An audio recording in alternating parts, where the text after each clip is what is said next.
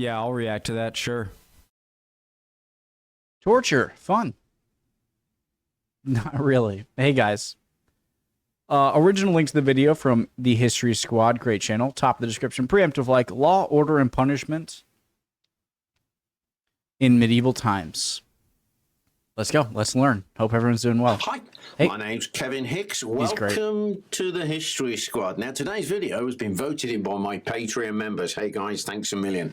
It's all about law and order and punishment in the medieval times. So without further ado, let's have a little look. Now, for those of you who don't know, I'm a retired police officer. I was a British bobby on the beat just outside of West London many years ago. Now, before then, I was in the Royal Military Police. I was an MP. Now, both training for those jobs, you had to learn the law. And I've never forgotten both colleges.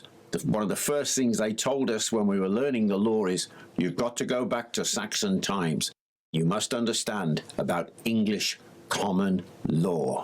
And that's where we're going, to the Saxon times, common law. That makes sense from a teaching perspective. You got to understand the base, the foundation of the laws you have today to really understand how they came to be. Makes sense. This one, burning at the stake, seems like the worst possible death. This one right here is probably, if I could choose, which I doubt you could back in the day, I'd definitely get caught for something and put to death. So I'd probably choose this one because it would probably feel pretty good at the moment, at first, with like a little bit of weight being put on, but it would turn to really not great stuff after that. I'm not saying I would love to do this. I'm saying if I had to face an execution method. Anyways. Now, some of the crimes that you'd come across in the medieval times, quite straightforward. Drunken disorderly conduct, poaching, thieving. And then you get to the more serious of treason, heresy, murder. And you got to ask yourself is... Heresy, I'm so screwed. I'm pausing too much. How is heresy at the same level as something like murder or treason? I don't understand that. Treason, heresy, murder. And you got to ask yourself is, how was the rule of law maintained in those days? First of all, they divided up the country. You had a thing called a tithing. So groups of 10 families, that's a tithing. And the man in charge of that, the tithe man, that's a tithing.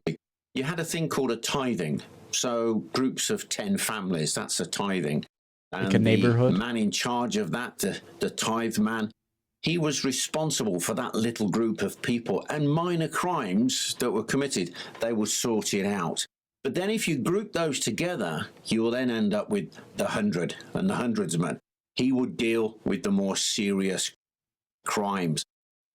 So a tithing is like a neighborhood, and then a group of 10 neighborhoods is this guy? And then above that, you have the Shire, this entire area of England. My home shires, I've got two, Staffordshire and Warwickshire. Now, on top, in charge of those will be the Shire Reeve. We know that as the sheriff. And he was responsible for the more serious crimes. And he worked for the king. So not only would you have a separate, to spread the responsibility, have smaller groups that are responsible to higher groups that are responsible to higher groups, but also the more serious crimes within smaller groups would still have to go to the top. Does that make sense? Am I getting? He was the connection to royalty. Now, if you committed a crime way back in the medieval times and you had it on your toes, you escaped, but there'd been witnesses, they saw who it was. The local constable, the sheriff, the Shire Reeve, or even the hundredsman, they would raise a hue and a cry. That is, they would gather local people and they had to obey, Pitchfork? do their service, and they would chase down the criminal. This could be an extended chase that actually leaves the Shire and goes into another one. They had to pursue that person, the hue and cry. Another name for that is actually posse. And I love that. because the old Western movies, the sheriff, we're going to raise a posse. It actually comes from the medieval England. It's a hue and a cry. That's cool. I immediately thought of like Frankenstein, like pitchforks and torches going after Frankenstein. So this is the guy that stole a sheep, I guess, but he has a smile on his face. I feel like if I got caught stealing something back then, I'd be terrified because of what is probably waiting for me. So this whole business of tithings, hundreds, people being responsible for the law at a community level, I like that because it worked. But then, 1066, the Normans came and they didn't quite know what to do with the law. So they had to study Saxon law. And this is where it all, in a way, kind of changes. So, with the coming of the Normans, they brought with them the stronger church. They built their cathedrals. And these cathedrals, this power of the church, they had their own courts. But if you were a nobleman, a wealthy man, powerful, you can read, you can write. You've committed a crime, a serious crime, could even be murder. You could claim benefit of clergy. You could claim that you are actually a religious man, a member of the church. Some of them even shaved the top of their head, a tonsure there, and passed themselves off as members of the clergy. And the clergy itself had no way of proving or disproving that they were members of the church. But what this did was it put them under the control or under the protection of the church, and they would be tried by an ecclesiastical court. Well, if they had no way of determining if you're lying, then why wouldn't everyone just say that? The death penalty would actually be off the table. The ecclesiastical courts were far more lenient than the criminal courts of England. So there's a bit of friction here between the church and the king. The king is pursuing people. Maybe the sheriff of Nottingham, he's been a naughty, naughty boy. He has it on his toes and he decides that he's going to hide in a church. Sanctuary, you can't get him. He might even shave the top of his head into a tonsure so that he looks like a monk. They couldn't disprove whether he was a monk or not. So there was building friction. Also, if you were caught as a criminal, it was how you were put on trial in the early years. So the Normans have arrived, they're learning about the law. A guy has been caught thieving. To prove his innocence, trial by ordeal. So you plunge his hand into a boiling cauldron of water. You then take it out, bandage it up. And within 3 days, if his hand has begun to heal nicely, he's obviously innocent. His hand's still boiled, but he's innocent. You give him an iron bar that's been heated up to hold for, 9 seconds, I believe, or so many paces, and then he lets it go.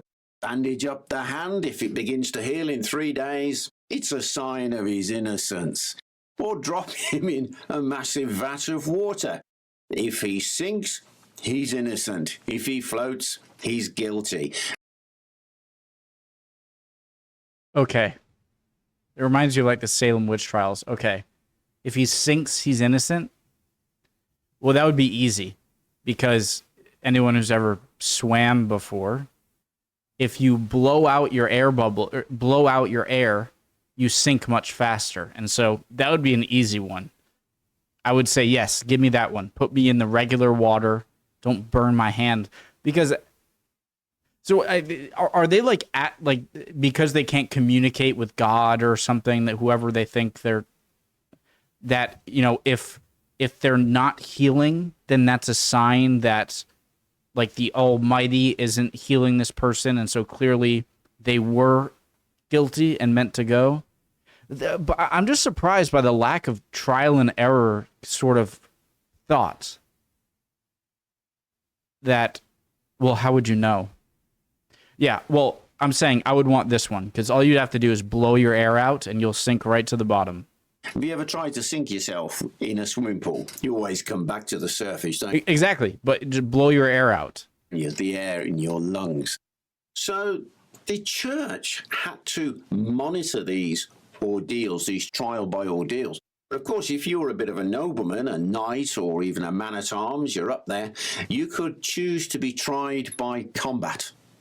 And the winner was obviously chosen by God, and therefore he is innocent, and the guy who's lying dead on the floor was guilty, or it was a false call. This is early medieval. But as I mentioned, there's a bit of friction between the crown. But who do you fight against? Just a random innocent person? But as I mentioned, there's a bit of friction between the crown and the church when it comes to this legal side, the giving of sanctuary, these church courts being so lenient. Thomas Becket and the King, Henry II, that is one of the famous flashpoints of this time. But I'm not going to go into that because that's going to be a whole separate film. But it just shows you how the crown and the church would clash. And it was the Pope actually stopped the business of the church being involved with the trial by ordeal. So now they had to come up with a new way of doing things, and it will be trial by jury. And how they're going to do that? Because what actually develops is quite interesting. Up until 1176, which is over 100 years after the Battle of Hastings and the Norman invasion of Britain, law was still administered by your local lord or your communities. But now, royal judges are being sent out to the shires. And people were terrified of them. Can you imagine you're in a little village and all of a sudden, yes, there's a judge is coming from the king. Why? What have we done wrong? Well, in 1233, there was a village in Cornwall got the news. The judge is coming. They were so terrified that the entire village had it on their toes and hid in the woods until the judge was gone. You see, this is so fascinating. Not just about England or British law, but just in how the trial and error aspect that humans go about justice is really fascinating. Because like if you and me and 50 other people were to create a small like hunter-gatherer community that was independent, we would come up with certain rules. And some might be obvious, you can't murder, you can't steal. And then some things would come along through trial and error. It's like, oh, Bob and Jim are arguing about does this tree belong to their property or his property? And it's like, okay, now that's a problem. Write this property law and this just trial and error aspect. But then it's about punishment. Like, what do you do? And about finding how you know someone's guilty, because you don't know if someone's telling the truth or not. And this way that people try and logically move through things, especially in a time where stuff was much less scientific and more religious, or if not religious, then still you don't have as much knowledge as we have today. Just how they thought about going through carrying out justice is really fascinating. People were afraid of this new kind of law, not so much of the judge, but the idea of being tried by a jury. 12 good men and true and all of that. People didn't trust it. What if the jury doesn't like you? What if they've got an axe to grind? And so people, when they were brought up in front of the judge, right, how do you plead? They'd go, I'm not going to. And it was a big problem. Well, you've got to. No, I haven't. Now, I covered this in a previous video about Margaret Clitheroe, God rest her soul, that if you didn't plead either guilty or not guilty, you would be put to strong, hard punishment. Peine forte et dure. What it meant was this, that they took the front door off your house, lay you down, often with a stone up against your spine, and then they put rocks on top. I was going to say, I don't want to get executed or punished in any way, but if I have to, it would be through this method. But adding the stone under your spine, that sounds not fun. So this was the punishment if you're like, no, nothing. Until you either pleaded, okay, I'm guilty, or no, I'm not guilty. Put you to trial. Or you simply burst. Interesting. So the punishment will stop if you plead something, and then you're sent there. That's interesting. It was serious business, this trial by jury. So right in the middle of all of this changing of judicial procedure in England, going from trial by ordeal to trial by jury, in June 1215, you have the signing of the Magna Carta at Runnymede down there, not far from Windsor. Now, it's interesting because some people say, oh, this was just a charter for the rich, for the barons. Well, 4 clauses out of the 63, if I remember correctly, are still on the statute books of English law. Now, 2 of them in particular are very poignant, 39 and 40. I'm going to read this. No free man shall be seized, imprisoned, dispossessed, outlawed, exiled, or ruined in any way, not in any way proceeded against, except by the lawful judgment of his peers and the law of the land. And the other one... No free man shall be seized, imprisoned, dispossessed, outlawed, exiled, or ruined. These kind of sound like constitutional amendments that we have over here, like no unreasonable search and seizure. So it's saying not in any way except. So it's basically saying that so this is a way of saying that no one can judge or imprison or seize anyone other than through this way, the lawful judgment. So is this essentially a law against vigilantism, saying that like no one can pass law or judgment or do any penalty other than this body of law people? Is that what that means? By the lawful judgment of his peers and the law of the land. And the other one, clause 40, no one will we sell, to no one will we deny or delay right or justice. So everyone has a right to a These are trial? so vitally important. Oh, so ahead of their time. Or maybe they had stuff before this, but that is amazingly... that is incredibly progressive. And I love that that was a thing in the early 1200s, something that progressive. And again, something that they knew, it's like, no, we have to make it that only a certain body of people can do this stuff. It shows the progression of how human beings deal with law and justice, which is so fascinating, okay? It is so incredibly fascinating. I got to pee real quick. Be right back. Don't torture me. Okay, back. Wash my hands. So the laws, these are so vitally important. So the laws in the medieval time, many of them were left over from the Saxon times. And of course, your serious crimes like murder, treason, theft. But there was one. I wonder if the Normans kept in place a lot of structures of Saxon law for the purpose of making it easier for them to create laws so that like people are more familiar with them, or if it was a way to sort of give the conquered a little bit of ease, you know, knowing that like, hey, we're still keeping some of your laws structures. So I wonder if it was more out of doing that, or just out of simplicity for themselves, you know? Coin clipping.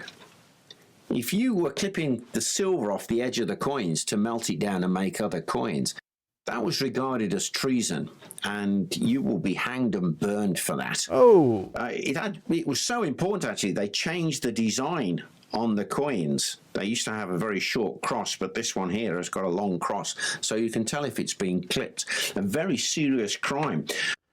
But also you got... What if you smelted down like 5 full coins and made 6 coins with that, with the same stamp? And so it wasn't so obvious as a clip, but it was just a little bit less metal.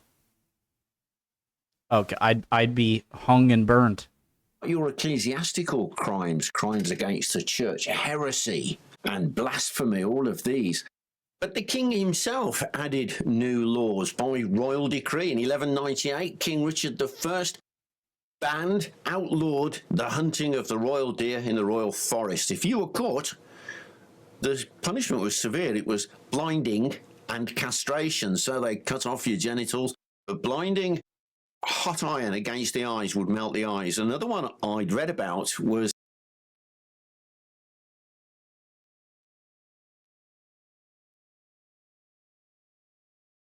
a hairy rope wound against the face, and that would actually pull the eyes out. That's absolutely horrendous. Oh, Jesus. People were terrified. In 1209, there was Hugh the Scot had been caught, but he ran away, having poached the king's deer in the royal forest, and he hid in a church, claiming sanctuary. And he stayed there, I believe, for about a month until he was able to slip out disguised as a woman, and then on his toes he had. Now this... What's that guy's name who hid in the Ecuador embassy? It made me think of him. Punishment was very, very unpopular. And in 1217, the punishment was reduced to a year and a day in prison and a hefty old fine.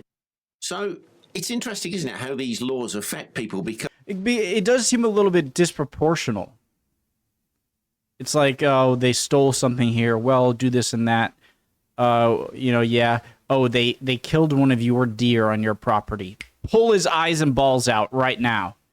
And then I'm sure it's like, okay, dude, that's a little bit far. Because some of those royal decrees are actually still standing to this very day. England, Wales, I'm not sure about Scotland actually. You are not allowed to catch a sturgeon or a whale because they are the property of the king or the queen. And in 2004, a Welsh fisherman, bless his cotton socks, was fishing away and he caught a sturgeon. And was told, you can't keep that, that's the royal fish. So I don't know whether he put it in the freezer or what he did, but he contacted the palace. Good caviar? In London there, Buckingham Palace, and offered the sturgeon to the Queen. But Queen Elizabeth, God rest her soul, she politely declined the offer. So it just goes to show how the laws of the ancient day still affect us to this very day. Football was banned for years because of archery practice. If you were caught playing football instead of going to archery practice, that's 6 days in jail. And one that I really love is the weights and measures bakers. If they sold you a loaf, a penny loaf that was underweight, he could be fined and pilloried. And I'll talk about the pillories in a minute. So bakers were very nervous about, oh, what if we shortchange? So there's a famous saying, isn't it? A baker's dozen. Because a baker would bake... Oh my God. That's where that comes from?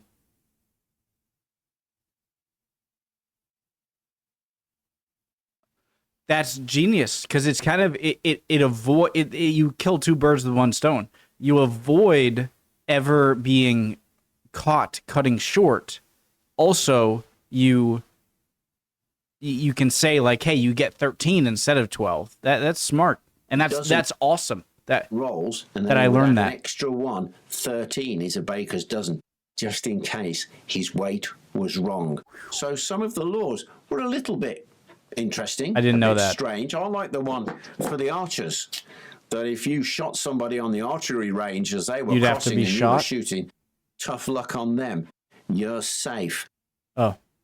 Now, there's one set of laws that actually blow your mind when you look back. They're called the Sumptuary. I'm assuming that's because something like archery, that's so important for training your soldiers to protect your kingdom, that you wouldn't want to dissuade people from training if they knew there was a possibility of them being prosecuted if they accidentally hit someone. Laws. And these were designed to keep people in, when you look back. They're called the sumptuous laws. And these were designed to keep people in their social status. If you're a poor guy, keeps you down there. Middle class, it'll keep you there. Upper class, hey. And it was all about, first of all, what you wore. Colours, certain colours you were not allowed to wear. Purple is one of them. Fur trim you're not allowed to wear unless you're of a certain class. But this didn't apply to soldiers who were in service of their noble lord, so they could display the different colours. And actually, when they were armoured up and going to war, these laws did not apply to them at all. But then he went further. It's the cut of cloth, the type of cloth. A poor man, if he got some silk, he's not allowed to wear it. But then fashions got a bit outlandish, and long, pointy shoes. Some of the medieval shoes were so long and pointy that they had to fasten them to their shins or to their knees. And what this was people showing off. I can afford to have all of this leather in my shoe. Look at this. And then they had the codpiece, which is the piece that covers the gentlemanly parts, shall we say. Now, normally, there's enough room to put in those gentlemanly parts. But young blades, they wanted to have them bigger, extend them. Well, it was ridiculous. So they fell foul of the sumptuous laws. But one of them that I really do love was the indecent tunic. Now, one of the problems being a medieval man was your clothes. They didn't have suspenders or braces. Oh, God. Sometimes people never change. That's hilarious. Okay. Sorry. As we call them in the UK, your clothes. They didn't have suspenders or braces, as we call them in the UK. Your belts would often slip, so your hose, your pants, were laced in to a vest, basically. But then if you want to go for a poop and you're in a hurry, you've got to undo the laces from behind. And I will tell you from bitter experience, it's not easy to do. So they left the back of their hose, their pants, undone. Invariably, just made of wool, they will sag down. Their linen shirts would sag up. So the law required that you have a long tunic to cover that up. If I understand correctly, there was a fine at one stage. If you showed your wobbly bottom in public, that's £0.50 fine. And I think that is brilliant. And perhaps there should be a fine in Walmart for wobbly bottoms being exposed, because I've seen a few, if you want the truth. Now, another part of this is 1336, Edward III.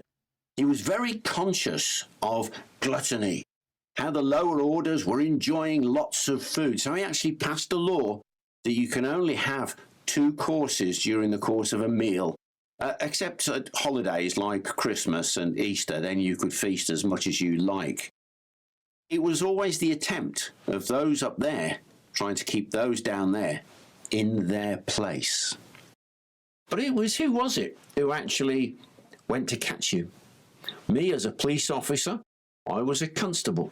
So the sheriff, the shire. That seems like a good way to make sure there are more than a few classes, like class levels, because the more class levels you have, you can use the incentive to not want to be put to the class below you, to want you to keep loyalty to the king at the tippity top, right?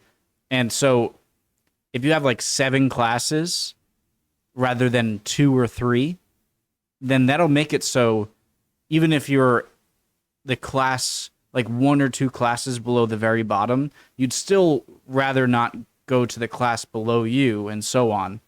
And so that could be a good trick to trick people into staying in line. I get that. He will have a bailiff. The bailiff will go, oh, the sheriff, the shire reef. He will have a bailiff. The bailiff will go and collect the fines and forfeits, all of that kind of thing. The constable, at first that was just a volunteer thing for about a year, I think. But then later on, you could be employed as the constable. That will last for 5 years. And his job was to pursue the criminals. Now, just interestingly, if you were summoned to appear at court, you'd pleaded, yeah, I'm not guilty, and they issue you a summons, and you have it on your toes, you're outlaw. You're outside the law. You can be captured, you can be killed. Now, outlaw is very interesting, because an outlaw was regarded, I read that imagine they have the head of a wolf, you can cut it off because they are outside of the law. And that's when we kind of loop in with the barons, the nasty ones, the sheriff of Nottingham. They would often employ soldiers, men who were outside of the law, and they would use those men as their hired thugs. And the more I read about it, the more I realise that it was the poor people who used to get robbed the most. Oh, that's interesting, isn't it? The poor people are the ones who get robbed the most. So what punishments did they have in the medieval I'm sure, because the higher up a class of person you rob, there's probably a bigger punishment. And so times? You've been arrested, So what punishments did they have in the medieval times? You've been arrested, you're found guilty by trial, you're going to be punished now. Now, in the early medieval times, if you committed murder, you can get away by paying a hefty fine, which I find interesting because they were more interested in your money than they were in the punishment. But as the medieval period goes on, there are more and more people, so the punishments.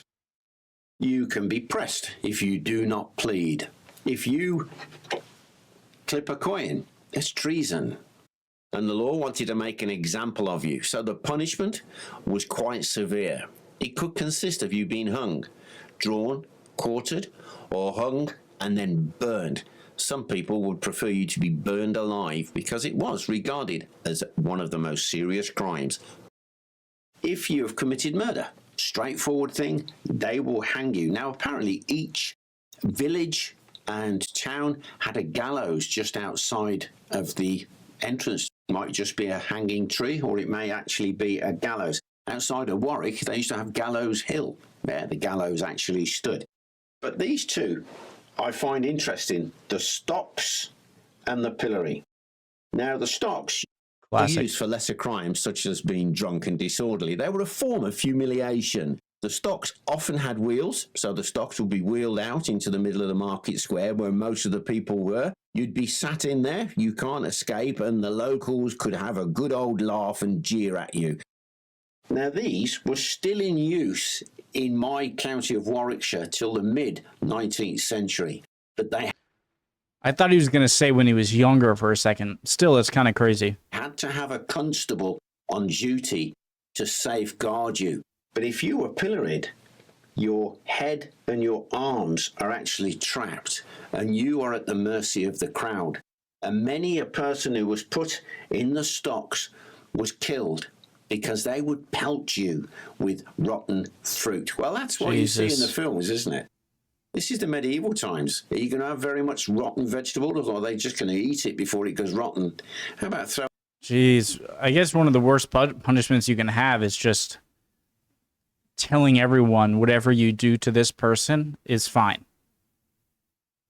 And it seems like the main theme I'm getting here is that the more that the crime that you commit, the more that that crime threatens or your behavior has a possibility of being duplicated, and that threatens the upper classes and especially the king, the more you're going to be the more likely that your act is going to be heavily punished. And so it's not necessarily just the severity of an act you commit against someone, but how much that act you commit is a threat to the upper class and to the king. That's what you want to avoid, which is pretty terrible. Throwing a brick at him, because that's what used to happen. This could actually be a bit of a death sentence. Also, if I just turn it round, it was a backbreaker. If you were in there for too long, your back really did hurt. Or your neck, if you just lost and you just let dangle. Branding was another punishment you might suffer as a criminal in the medieval times, together with dismembering, such as having your ear or your nose cut off, or your hand if you were a thief, and even your tongue cut out, or maybe being blinded or castrated. It's terrible when you think about it, isn't it? Now, you imagine you're a nobleman. You got a castle, you got several castles. Sure. You commit a crime. You're found guilty, the jury there, you naughty boy. But you can actually pay to the crown a hefty old fine. Or if it's such a... as long as it doesn't threaten the people above you, like the king. Great fine, you can actually give a parcel of land to the crown or to the church. That's actually what they preferred because they're making money. But if you come down the line a little bit to the poor old farmer and he's committed a crime, he's got no land to give over. He's a tenant. He's got no money in the bank. He cannot afford to pay a fine. So he's going to pay through pain. He's going to be punished. He's going to feel the full weight of the law. If he's stolen, he's going to lose a hand, ears, nose, branding, all of those terrible, terrible things. And that makes me realize that in those days, for sure, there was one rule for the rich one rule for the poor. And when I think about it, I don't think that's actually changed today, do you? One rule for them, one rule for us. Well, I hope you enjoyed our little video there on law and order and a little bit of punishment in the medieval times. If you did, like, share, and subscribe. And if you'd like to support our channel further, have a look at our Patreon community. The link is in the description. Now, before I go, a quick shout out to some of our Patreon members. Now, I always read these out so I don't get them wrong. Here we go. Thanks to Chris Michael, Dan DiCenso, and Martin Hans. Hey, guys, thanks a million. Bye for now. Great video, as always, from the History Squad. So, the crazy thing, and maybe the scariest thing about this stuff, is that it's nothing genetic. These are not genetic things that have been weeded out through centuries afterwards, right? This is how we will act if put in a similar scenario, right? And the further we are removed from our law structure in society, if you put people today in our circumstance where it's like this is the rule now, over time, that's what's going to happen. And so that's sort of the scariest thing about all of this, is that this is what people can do to each other given the lack of experience in law and the lack of law structure, okay? It makes me very thankful. As much as things aren't perfectly equal today, as he said, a lot of this is how it works today. If less so, right? Obviously, but it still does work today. But that's the scariest part, is that this is what you and I can do to each other in a certain circumstance like this, where we get to make these laws. And that's terrifying. Fascinating. Love y'all. Hope you're all doing well. Would appreciate any comments down below. And hopefully I'll see you guys next time. We'll keep on learning. Bye, guys.